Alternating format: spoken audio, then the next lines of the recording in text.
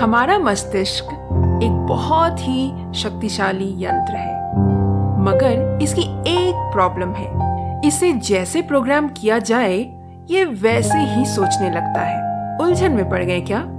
चलिए आपका उलझन सुलझाते हैं एक छोटी सी कहानी के साथ और बनाते हैं एक स्वादिष्ट व्यंजन। The taste of India podcast, जिसका सार विभिन्नता में एकता है, जहां भारत की सांस्कृतिक विभिन्नता को हम स्वादिष्ट व्यंजनों के माध्यम से एक सूत्र में बांधेंगे। इस कुकरी शो से अब आप बिना कंप्यूटर या बिना किताब छुए फोन के माध्यम से अपने ही किचन में इन स्वादिष्ट रेसिपीज को सुनते हुए बना सकते हैं। इन रेसिपीज को आप हमारे वेबसाइट thetasteofindia.com पर भी पढ़ सकते हैं। नमस्कार, the taste of India podcast के इस नए एपिसोड में मैं पूजा और मैं दिलीप आप सबका हार्दिक स्वागत करते हैं। एक बार एक आदमी एक एलिफेंट कैंप के पास से गुजर रहा था। तब उसने वहां के सारे बड़े हाथियों को देखा। एक चीज देखकर वो अचरज में पड़ गया।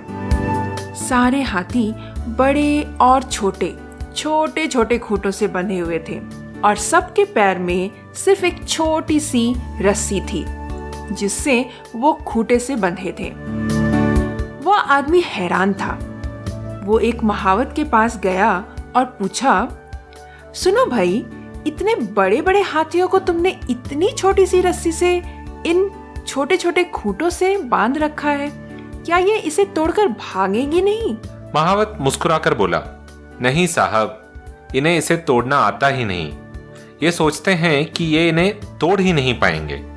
आदमी पूछा, वो क्यों भला? महावत बोला, जब ये छोटे होते हैं तब से हम इन्हें इसी रस्सी से ऐसे ही बांधते हैं। तब ये इन्हें तोड़ने की बहुत कोशिश करते हैं। फिर जब वो थक जाते हैं, वो समझ जाते हैं कि वो इस रस्सी को तोड़ नहीं सकते, और फिर जब ये बड़े हो जाते हैं तब भी इसी सोच से बंधकर रह जाते हैं और रस्सियों को तोड़ने की कोशिश भी नहीं करते। तो दोस्तों, दुनिया आपको ऐसे ही विचारों की रस्सियों में बांधने की कोशिश करती है। अगर हमने मन बना लिया कि चीजें असंभव है, फिर वो असंभव ही रहेगी। दोस्तों, कोशिश करते रहना चाहिए। जो आज ना हो पाया वो शायद कल हो जाए, मगर वो आप तब तक नहीं जान पाएंगे जब तक आप कोशिश नहीं करेंगे। एक बार हारने से, एक बार फेल होने से आपकी कोशिश बंद नहीं होनी चाहिए। आपको कोशिश करना बंद नहीं करना चाहिए। आज फेल हुए हैं, कल सक्सेस आ जाए, कल जीत जाए, पर जब तक आप कोशिश नहीं करेंगे तब तक आपको ये पता ही नहीं चलेगा। दुनिया को, आपके विचारों को रस्सियों से बांधने मत दीजिए। उन्हें खुला रहने दीजिए और कोशिश करते रहिए। तो इसी बात पर अब बढ़ते हैं आज के रेसिपी पर। तो पूजा, हम क्या बना रहे हैं आज? आज की रेसिपी का नाम है बेल का शरबत, जो कि गर्मियों में बहुत ही चाव से पिया जाता है। और इसको समर ड्रिंक इसलिए कहते हैं क्योंकि ये बहुत ही एनर्जी देता है, और जहाँ पर भी कड़ाके की धूप होती है, बहुत ज़्यादा गर्मियाँ पड़ती है जिन जगहों पर, उस जगहों पर इस बेल के शरबत को बहुत ज़्यादा पिया जाता है ताकि ये आपको एनर्जी दे, आपकी बॉडी को। तो फिर देखें कि बेल का शरबत बनाने के लिए हमें किन किन चीज़ों की ज़रूरत है। बिल्कुल। तो दिलीप, इस रेसिपी को बनाने के लिए बहुत कम चीज़ों की आवश्यकता होगी। तो फटाफट श्रोताओं लिख लीजिए इस रेसिपी को बनाने के लिए हमें किन किन चीज़ों की आवश्यकता होगी। तो सबसे पहले हम लेंगे एक बेल, जिसको हम वुड एप्पल कहते हैं, 4 टेबलस्पून शुगर या फिर 4 टेबलस्पून आप जैगरी गुड़ डाल सकते हैं। पानी, ठंडा पानी बिल्कुल चाहिए हमें इसके लिए। अगर आप ठंडा यूज़ नहीं करना चाहते तो आप नॉर्मल पानी भी यूज़ कर सकते हैं। और साथ ही साथ हमें आइस क्यूब्स चाहिए होंगे, जो कि फिर ऑप्शनल है। So we just need a few ingredients for today's recipe. It's a very simple summer drink. We'll need 1 wood apple, 4 tablespoons sugar, chilled water if you prefer cold bel ka sharbat, but otherwise you can use normal water, and if you need you can use ice cubes as well. तो आइए देखते हैं कि इस इस आसान सी recipe को बनाते कैसे हैं। तो सबसे पहले हम एक काम करेंगे कि हम जो बेल है उसको धो लेंगे और उसको बीच से तोड़ लेंगे। और तोड़ने के बाद उसके अंदर जो पल्प होता है वो अच्छे से आप किसी भी शार्प स्पून की सहायता से, जो खाने वाला स्पून होता है, उससे सारा पल्प निकाल लें और उसके बाद हम इसे एक पतीले में डाल देंगे। अब हमारे पास जो पल्प की मात्रा है, आपको क्या करना है कि पानी जो है उस पल्प के मात्रा से बिल्कुल डबल पानी आपको उसमें डालना है और उसके बाद हम इसे सोक करके रख देंगे कम से कम 1 घंटे के लिए। और 1 घंटा हो जाने के बाद हमें क्या करना है कि ये जो पल्प है पानी के अंदर, इसे हमें हाथों से अच्छे से मैश करना है ताकि वो अच्छे से पानी में डिज़ोल्व हो जाए और जो पल्प के अंदर वो सीड्स और धागे धागे सा जो चीज़ निकलता है वो सेपरेट हो जाए। और जब आप देखेंगे कि ऐसा हो गया है तब हम इसे फिल्टर कर लेंगे। कोई भी बड़ी सी छन्नी लेंगे और उसमें इसको फिल्टर कर लेंगे। फिल्टर करने से जो वेस्ट चीज़ें हैं वो अलग हो जाएंगी। और बस उसके बाद इस बेल का जो पल्प और पानी का जो मिक्सचर हमने तैयार किया है उसमें हम शुगर या फिर जैगरी स्वाद अनुसार डालें, आइस क्यूब्स डालें, थोड़े से कोल्ड वाटर डालें अपने आवश्यकता अनुसार और आपका बेल का शरबत पीने के लिए तैयार है। So in order to make bael का sharbat, wash the wood apple and break it into half and then take out its pulp with the help of a sharp spoon. In a vessel, add the pulp and double the amount of water than the pulp and let it soak for at least an hour. After that, smash it well with your hands until the pulp gets properly dissolved in water. You can separate the seeds and the threads from the pulp in this process.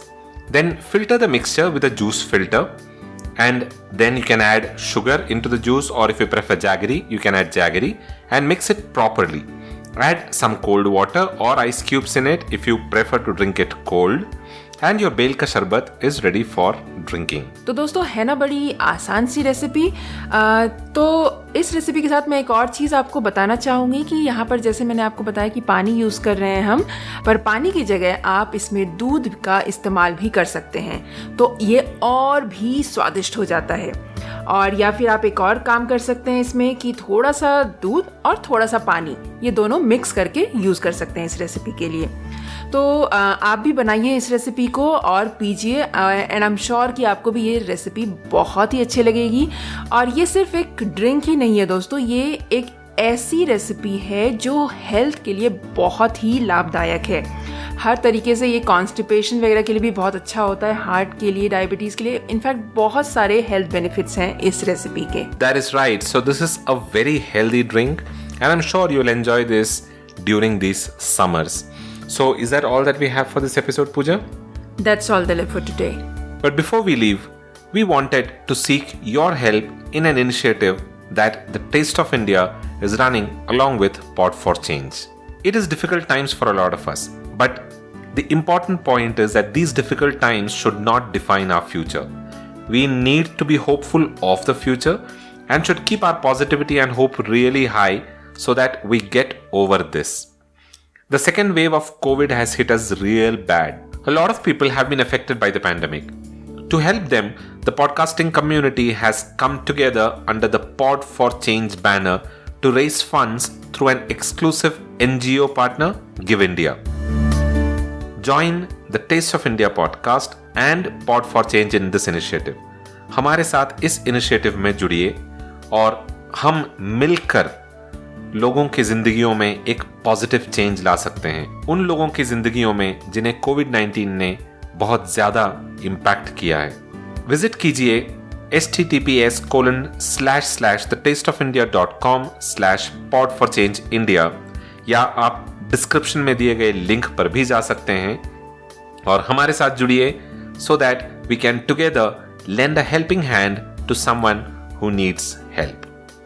So that's all that we have for this episode. Do subscribe to the Taste of India podcast to stay updated with the latest recipes that we come out with. You can listen to the show on your favorite podcasting platform. We are available on Apple Podcasts, Stitcher Radio, Google Podcasts, TuneIn, JioSaavn, Karma 2.0, Hubhopper, and Spotify. Do take out some time and provide a genuine review for this show on Apple Podcasts if you're listening to the show on iTunes, because your ratings will help in the overall ranking of this show in there. That's all that we have for this week. We'll be back again the next week with another tasty recipe. Until then, keep listening to the Taste of India podcast and don't forget to visit thetasteofindia.com for a printable recipe card and the show notes in there. Until then, this is goodbye from Dilip and goodbye from Pooja. You all have a wonderful rest of the week.